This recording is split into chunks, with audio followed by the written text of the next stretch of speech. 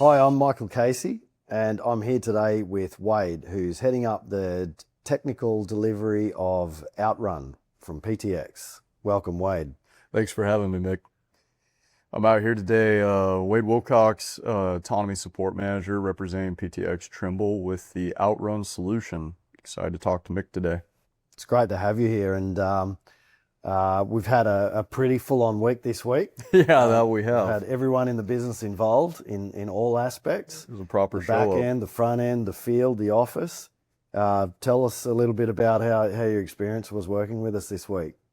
You know, at the beginning of this week, I'm not going to lie, coming into it, my heart sank when Curtis, and funny enough, I went out there to do my pre-check on the machine just to find that I thought we were in good shape. Just thought that being in Aussie land, it was unique to what I would expect in the States. So I took it on the chin and went forward. But if it wasn't for your guy, Curtis, catching it, that our serial number was off and that machine was invalid, we would have been in deep water, not fast enough. But I want to just say that there's many people that would have given up and throw their hands in the air and just walked away or said, all right, well, sorry, head on home.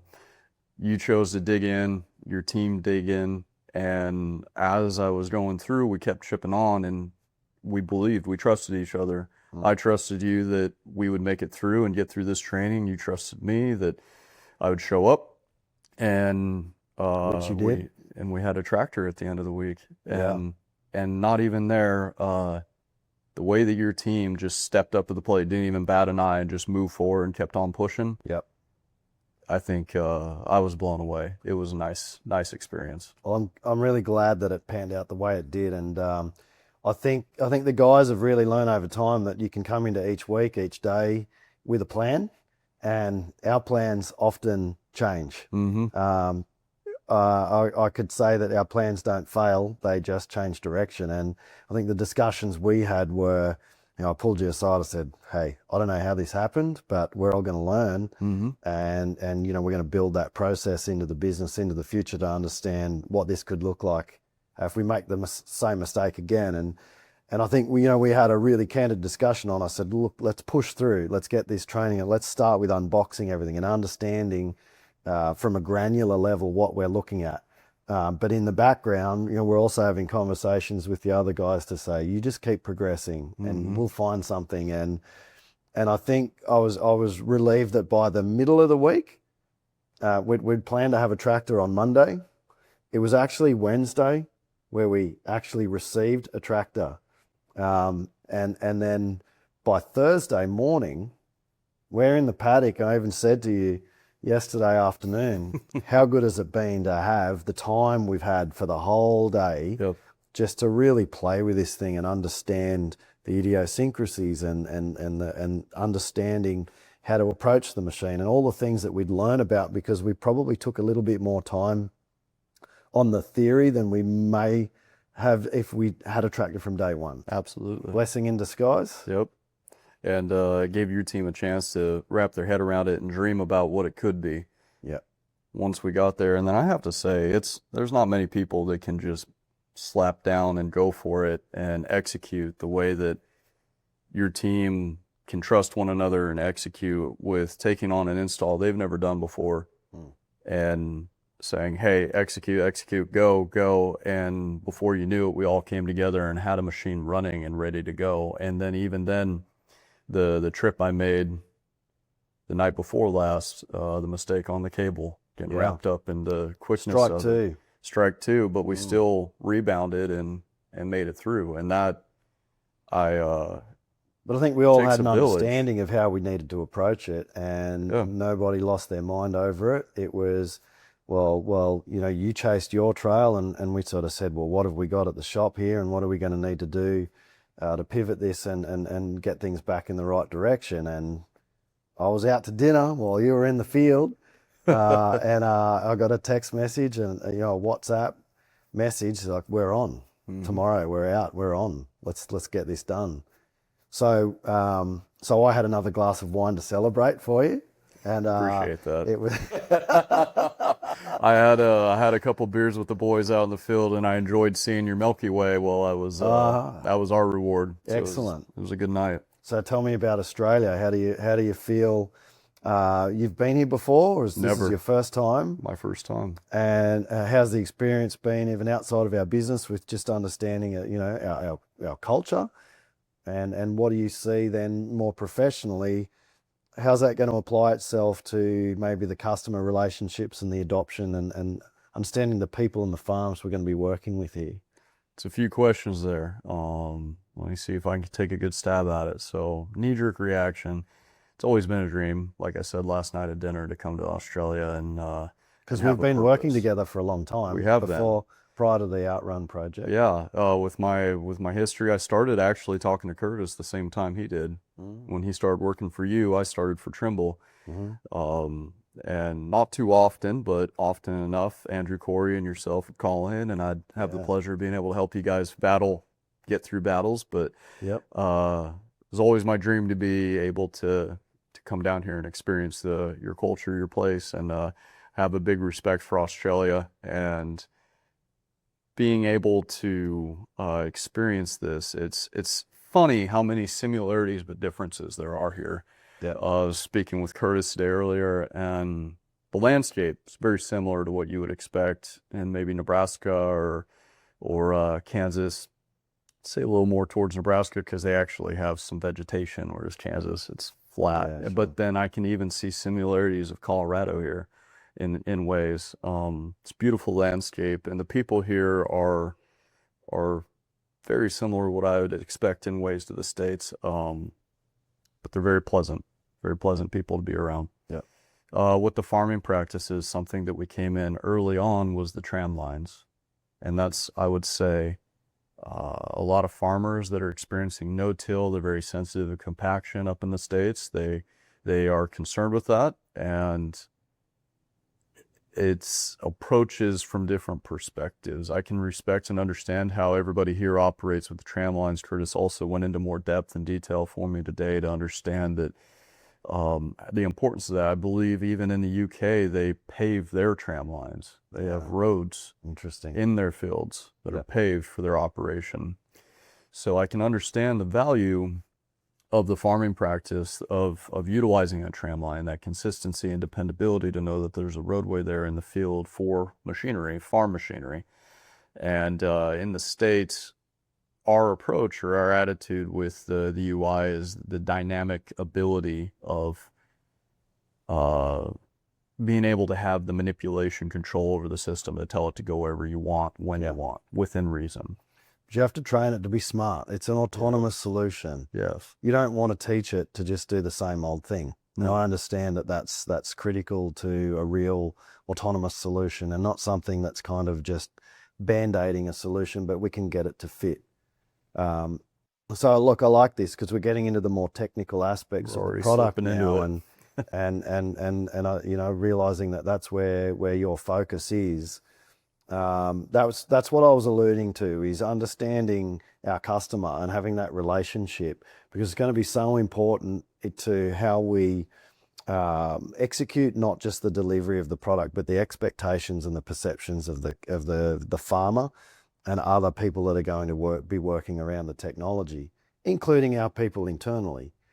So we're working really hard to understand that, and what I'm really excited about is the fact that we've been able to bring like 25 odd people into our business this week, from PTX, from the support channel, from our internal people, and then even our external customers.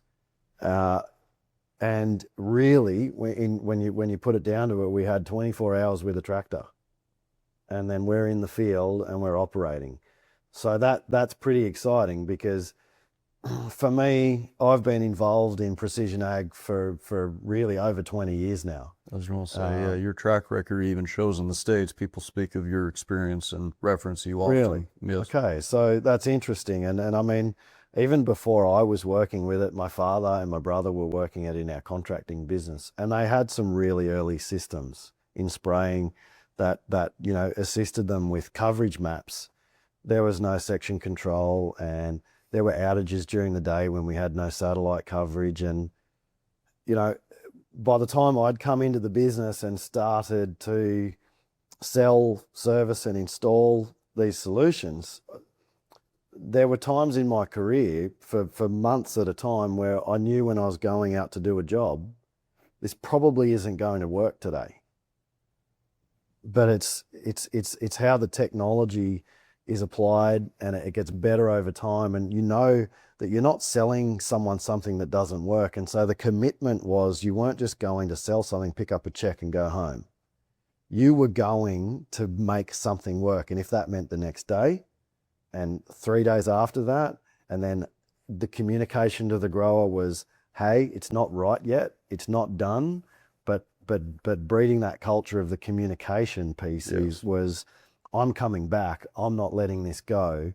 Not leaving you high and dry. I've got to talk to suppliers and engineers, and back in the day we had direct lines. It was fantastic before things scaled. And I think now we're reverting back to that in a way that we're getting a direct line to the people who are helping us build and mold these solutions. So for me, that's really important. Yeah, you're getting back to the basics. Yeah. That's one thing, because in my short time in my career, I've been able to experience that of a built-out solution, a built-out company, a company, being Trimble, that has been very successful, has grown to the lengths and scaled to the lengths of being a massive global company with an agricultural influence. It's an amazing business. Positive when you things. Look at every division, where But they come from. the negative aspect of that, I would say, is that when a company grows of that scale and that magnitude, it often will take on other products or fledgling products, bring it in, and at times it may not be built well enough or built to the level it could be. So either it gets shelved, decommissioned, or maybe it does succeed and survive.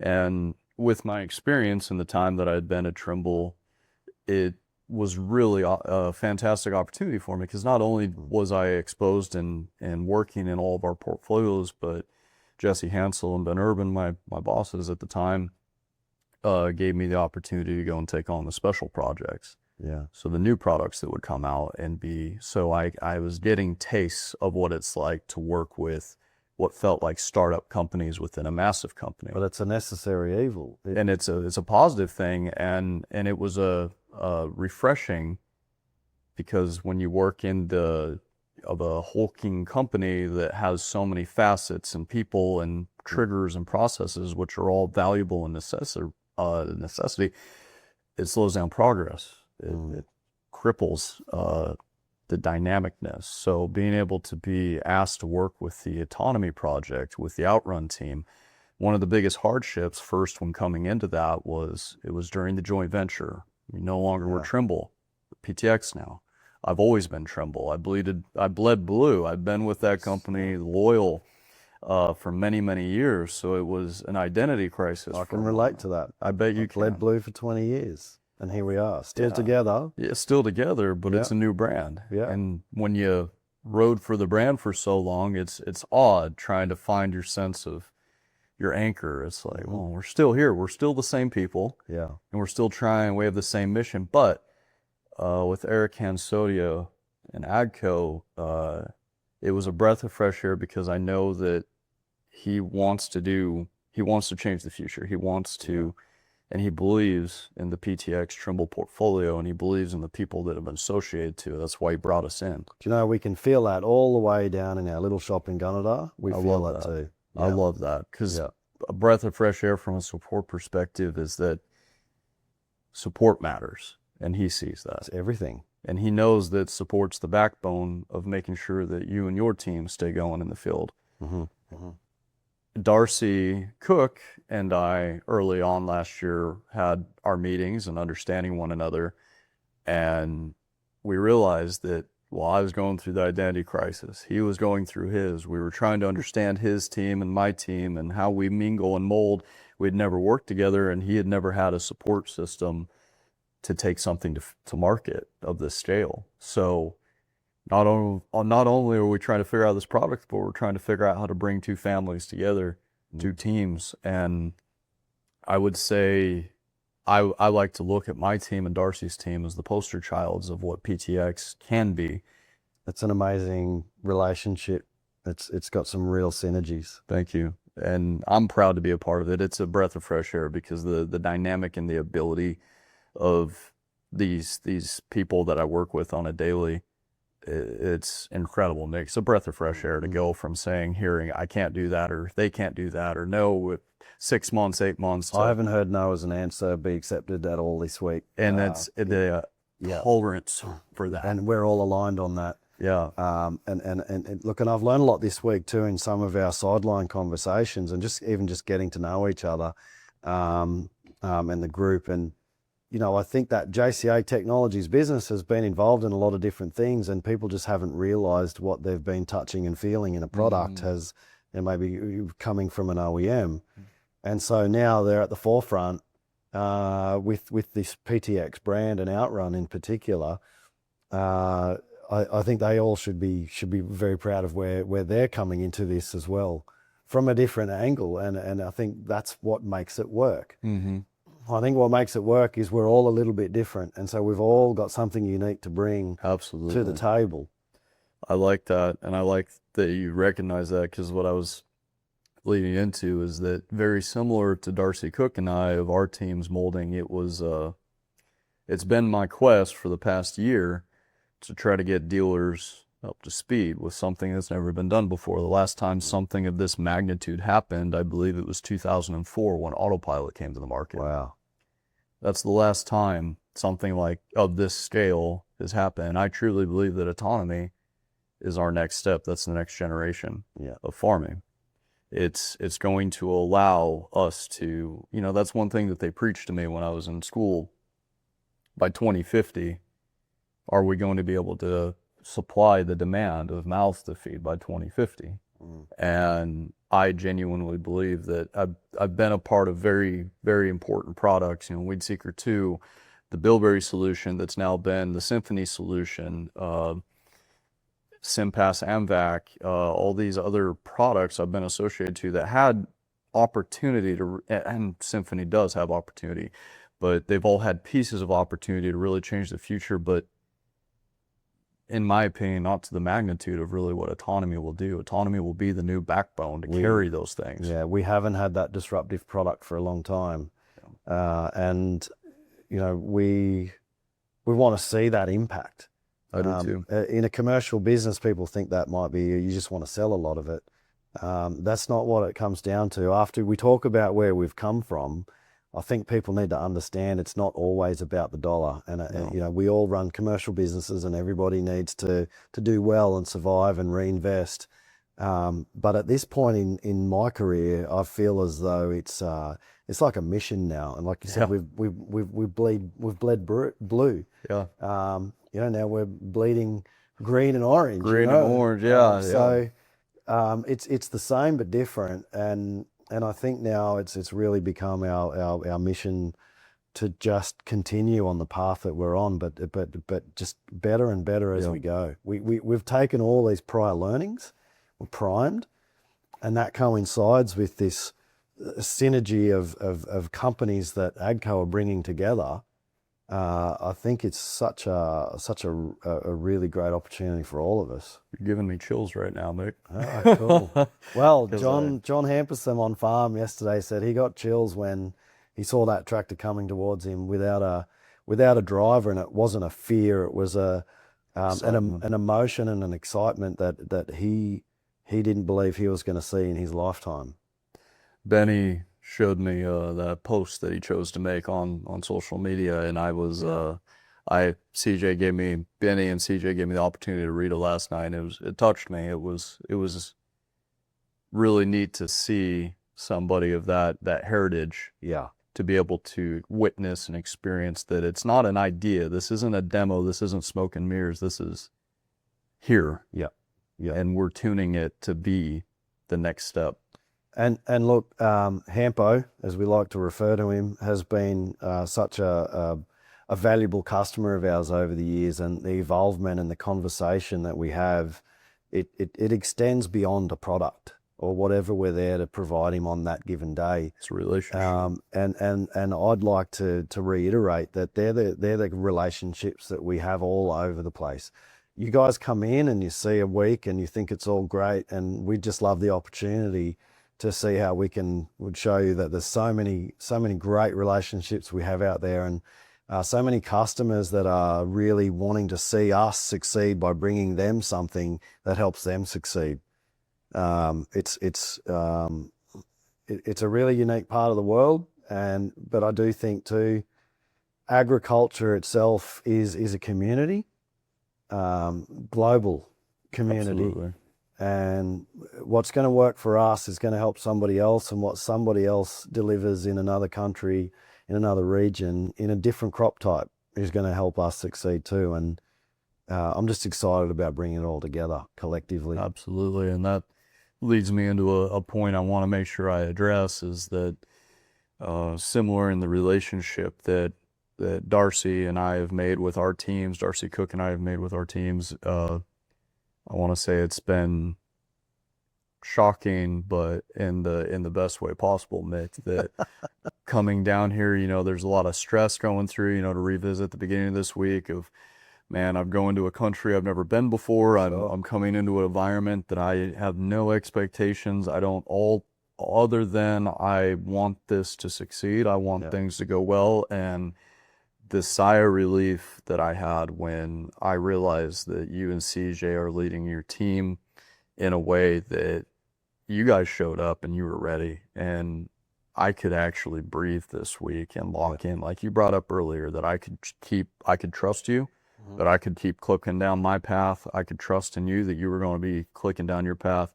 I didn't have to give up or lose hope or lose faith that this isn't worth my time or this isn't the right investment.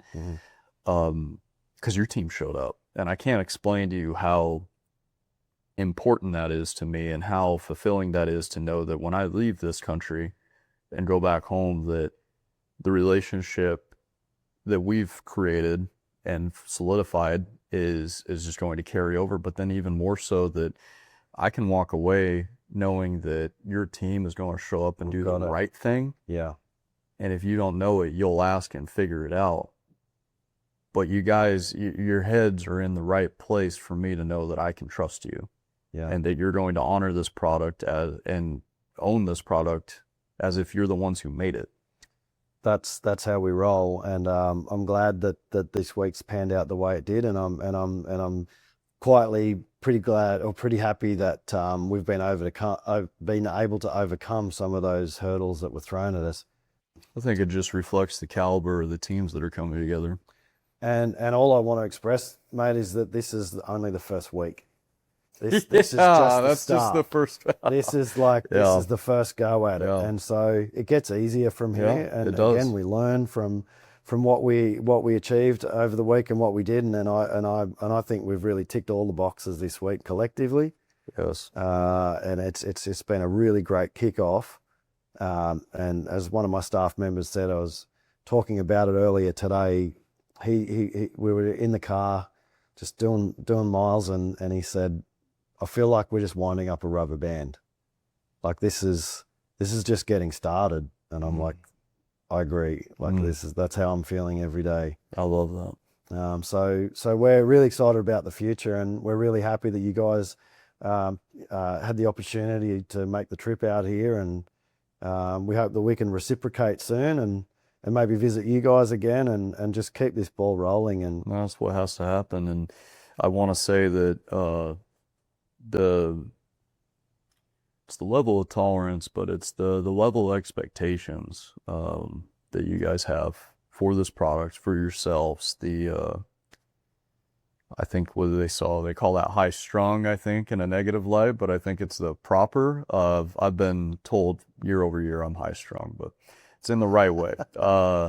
That the level that you guys hold yourselves to, the accountability, is the same level that I drive and push my team, and Darcy pushes his team to hold to. It's really important to have that accountability. The accountability. I feel like if, as a technician in my early days, if I wasn't driving out to do a job and already thinking about what could go wrong and having even a certain level of anxiety about how the day was going to pan out, that I know, because it resonated when you said you're flying out here to another country, how's this week going to go? I'm like, I know that feeling. Mm-hmm. When I was a tech, that was the feeling I had every day going to the paddock. And I think that if you don't feel just that little bit of concern or that edginess, I don't think you care enough about what you're doing. You don't. You lose your teeth. You get blunt, and that's when mistakes It's just start a happening. transaction if you don't have that emotion coming into it. And for something of this that's never been done before, you got to have it's got to be sharp every day. You got to be firing every day. And I'll tell you what, I'm going to sleep pretty well tomorrow. I am going to. There's a lot of tension, but it was in the best way that we're doing something that's never been done, Nick, and that's what makes it exciting. So having established the relationship that we have in well, for you and me over a multi-year time frame, but in a week with the rest of the group, from a technical aspect, building safety and compliance into a product, how do you feel about how we're going to deliver this product to market?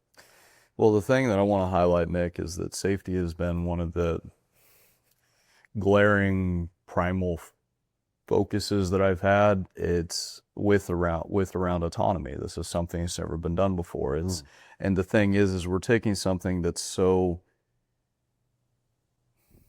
demanding of respect, and we're taking it into a location where I cannot control it to the level that would make me feel comfortable. We're doing something where, sometimes you could say we're trying to mix oil and water together, and in the attitude of bringing it out to a farm, bring it out to a paddock where a lot of things can go wrong on the daily, and you have seasoned, experienced people that have been working with tractors for hundreds of years. They've grown up on tractors, experienced tractors, but now we're doing something that's completely foreign to them. We are taking them out of a tractor and asking them to trust it.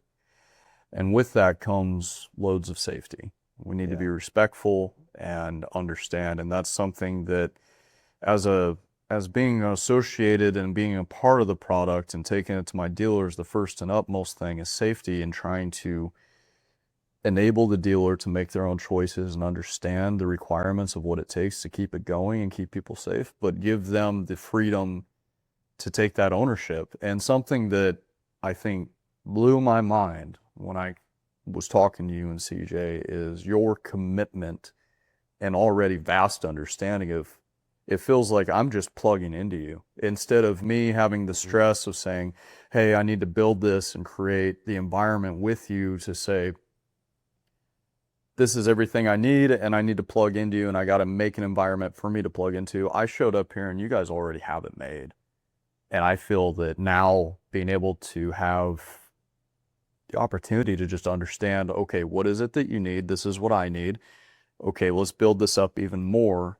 And speaking with CJ, speaking with you, this isn't something that just stays in Australia. This is something that can build out globally, but you've given me the confidence to believe, and you've given me a new benchmark of an understanding that I could expect a dealer to show up the way that you guys have shown up. That's something that I didn't realize was even possible. We talk about it in our business all the time, and I'm as an owner, I'm frustrated if there's white space. Whether or not I have the capability or not to fill in all of those important attributes of what brings the whole business together. But I've got to think about a business structure that moves into the future, and it's got to be scalable, and it's got to be safe, and it's got to have good culture.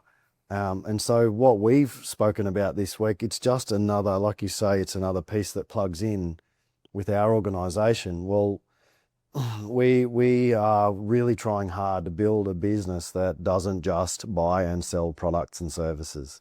It encompasses everything, and being able to actually take autonomous products and then building farm readiness programs and really help our customers stay on that journey is critical, not just to the success of the product, but the longevity of the business, right? That is absolutely key. And we spoke about trust earlier, and that's not just from a technical aspect. I feel confident that I can leave here now knowing that you, and the direction that you have with your team and your company, is that you're going to make the right choices. You're going to do the right things. You're not going to try to cheat or disrespect the product for a today function. This is going to work right now. I'm going to manipulate this sensor, or bypass this safety feature so I can make this happen today for this customer. Disregard the risks of what could happen. And we need to understand the risks. And that's what's beautiful about what you're working to do, is going to allow that. Yeah. Look, agriculture can be a dangerous workplace. We understand that. Everybody's aware of that. We turn up every day, and we can become complacent. Operators can become complacent. But I think if we structure it with a safety perspective in mind, what we're also doing is enhancing that technical aspect. And, we're ensuring the products are going to be able to perform to its utmost capability if there's all of these other pieces that build the framework and support it. Exactly. And that's, I think, something that everybody could take a page out of that's a dealer, is think about the structure of what their team can do, not only from a technical aspect and a safety aspect, but understanding how to carry that over, that responsibility to the customer and the grower, to have that mindset carry along. So it's coming from the product creator to the distributor to the owner, the receiver of it, the user. And that infrastructure that you're creating is that bridge from here's a solution, but this is how we do it. And everyone along the way has their duty of care too. Yeah. And I think the way we make it all fit together is going to be crucial to the success for everybody. Because the stress of mind coming into this, and you've given me a light of hope, is that from my attitude, I always have the, you and I said this earlier, if you want something done right, do it yourself. And my attitude has been a lot of, wow, I'm going to have to carry the load of this and really push to make sure this goes right. But to see that I can look to somebody like you and trust that, okay, I know Mick has my back. I know Mick will do the right choices, the right things, and he'll let me know what I'm not doing right, and I will let him know. That's a trust, that's a partnership, and that's something that I can rest my hat on and help me go to bed at night, knowing that there's good people doing the right things, making the right choices, so that we can keep customers going with this product safely. I'm really glad you've been able to take that away from this trip. That's one of the most important ones. It's going to propel us into the future together. Thank you, mate. Thank you for having me. Fantastic week. Absolutely, Nick. Cheers.